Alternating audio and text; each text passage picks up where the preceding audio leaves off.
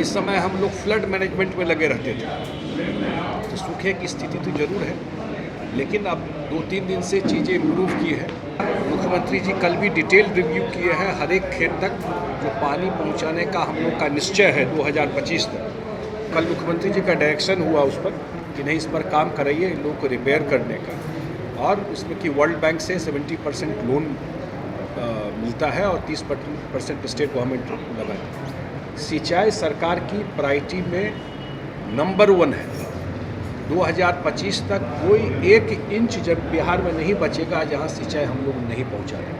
50% बारिश कम हुआ है पिछले साल के तुलना में 1 जून से 21 जुलाई तक, और इस समय हम लोग फ्लड मैनेजमेंट में लगे रहते थे।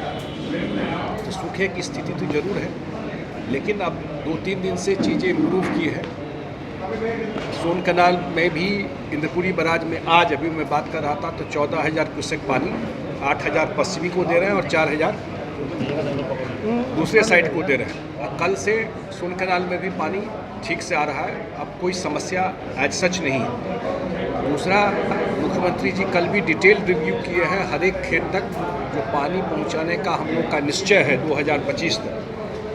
और उन्होंने कहा है कि कुछ प्रोजेक्ट ऐसा है कि 2026-27 तक भी जाने का जो उनको प्रेजेंटेशन दिया गया उसमें आ रहा था। उनका क्लियर कट डायरेक्शन था कि जो भी काम है 2025 तक मैंने कमिट किया है वो हर एक खेत तक पानी पहुंचा देंगे।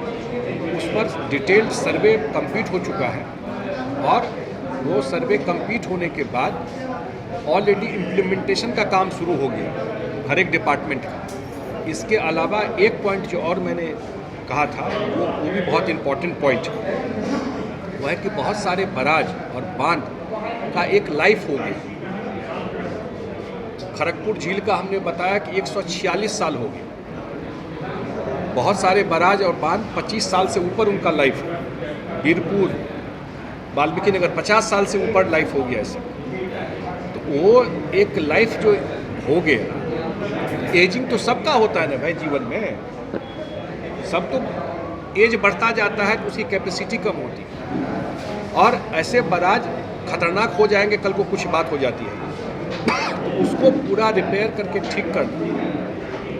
तो एक स्कीम है भारत सरकार में ड्रिप, 16-17 स्टेट ने लेकर के अपने यहाँ काम किया है। तो हम लोग कल मुख्यमंत्री जी का डायरेक्शन हुआ उस पर कि नहीं, इस पर काम कराइए इन लोगों को रिपेयर करने का, और उसमें कि वर्ल्ड बैंक से 70% लोन मिलता है और 30% स्टेट गवर्नमेंट लगाती है। तो उन सब पर काम कर रहा है। सिंचाई सरकार की प्रायोरिटी में नंबर 1 है। 2025 तक कोई 1 इंच जब बिहार में नहीं बचेगा जहां सिंचाई हम लोग नहीं पहुंचा रहे। जो लोग नीतीश कुमार जी के वर्किंग स्टाइल को जानते हैं, अगर उन्होंने कमिट कर दिया तो टाइम पर वो पूरा करते हैं, और बहुत सारे प्रोजेक्ट को बिफोर टाइम भी पूरा किया।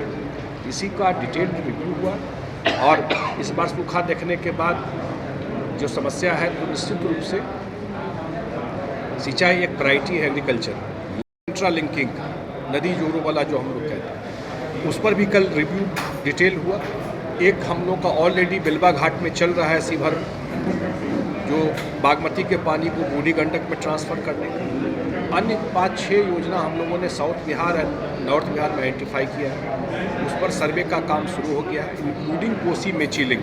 ये पूरा सीमांचल के एरिया को आपको सिंचाई का वहाँ कोई स्कीम अभी तक नहीं बना था, उसको करेगा। यही मोटा मोटा मैंने बात रखा। चलिए, लाइव बिहार यूट्यूब पर सब्सक्राइब और फेसबुक पर लाइक जरूर करें।